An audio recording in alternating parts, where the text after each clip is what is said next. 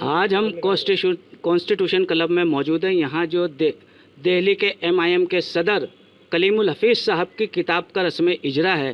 ہم ان سے جاننا چاہتے ہیں کتاب انہوں نے کس بارے میں لکھی اور اس کا کیا مقصد ہے. یہ کتاب میرے جو مضامین انقلاب، راشٹریہ سہارا اور دیگر ڈیلی اخبارات میں چھپتے ہیں ان کا کلیکشن ہے.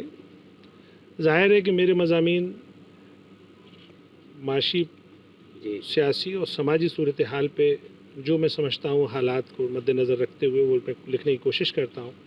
البتہ میرا ہر مضمون مکمل ایک لائے عمل ہوتا ہے.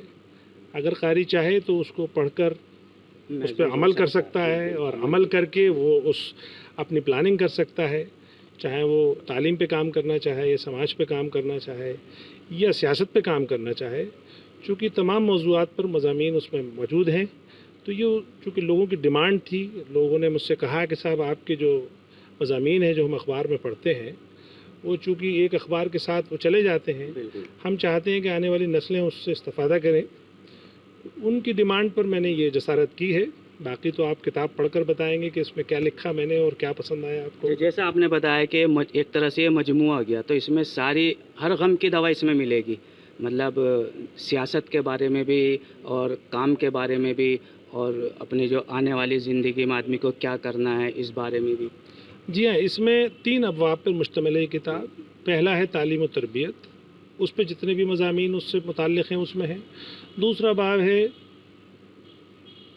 ملت اور معاشرت، تو جو بھی سماجیات سے متعلق جتنے بھی مضامین ہیں وہ اس میں شامل ہیں.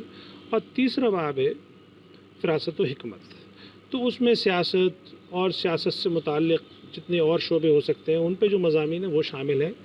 تو میں سمجھتا ہوں کہ یہ آنے والے جو نوجوان ہیں وہ اس نسل کے لیے ایک نشاندہی کہیں یا نشان راہ کہیں، اس طرح کا کام کر سکتے ہیں. جی، جس طرح سے آج کل مسلم طبقات کی خاص کر اقلیتی طبقوں کی جو حالت ہے وہ آپ سے بہتر کوئی نہیں جانتا. جیسے ہمارے ویسے صاحب بھی لکھتے رہتے ہیں اور لوگوں کا یہ کہنا ہے کہ عام طور سے یہ جب بھی آتے ہیں تو ووٹ کاٹنے کے لیے آتے ہیں اور ایسے میں الیکشن بھی ہونے والے ہیں، تو آپ کیا کہنا چاہیں گے؟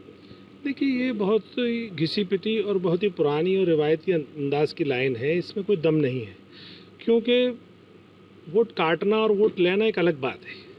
سوال اب یہ پیدا ہو رہا ہے کہ آخر ہمارے زخموں کو بیان کون کرے گا، ہماری جو بیماریاں ہیں ان کو کون بتائے گا.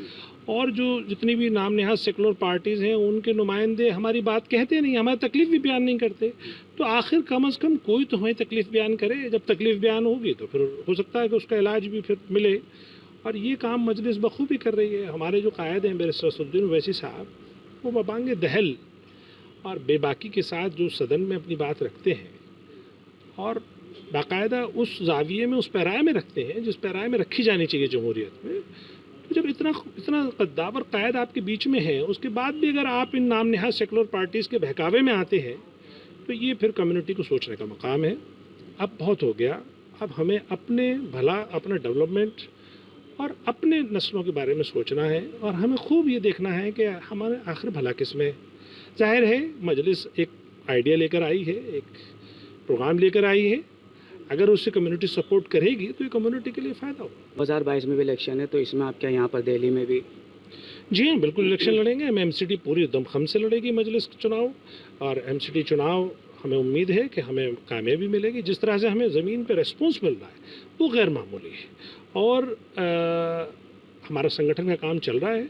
آپ دیکھیں گے خاص طور سے 2 طبقے جو مسلمان اور دلت ہیں ان میں جو اضطراب اور بے چینی اور نفرت ہے، خاص طور سے جو عام آدمی پارٹی، کانگریس اور BJP کے لیے، اس کا فائدہ ہمیں ملے گا چونکہ ہم ان کی آواز بننے کی کوشش کریں گے. بالکل. دیکھیے، یہ تھے آپ کلیم الحفیظ صاحب، MIM کے دہلی کے صدر، جو اپنے خیالات کا اظہار کر رہے تھے. اس میں یہاں پر ہمارے ساتھ پدم شری پروفیسر اختر الواسع صاحب موجود ہیں. ہم ان سے جاننا چاہیں گے سر اس بارے میں آپ 2 بار.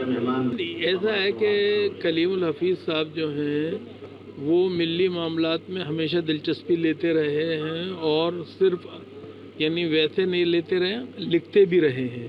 ایک فکری دھارا ہے ان کے یہاں جو کہ ہمیں بہتا ہوا نظر آتا ہے ان کی تحریروں کے اندر. وہ قلم کے دھنی ہیں اور ان کا کالم جو ہے مختلف اخباروں میں چھپتا ہے.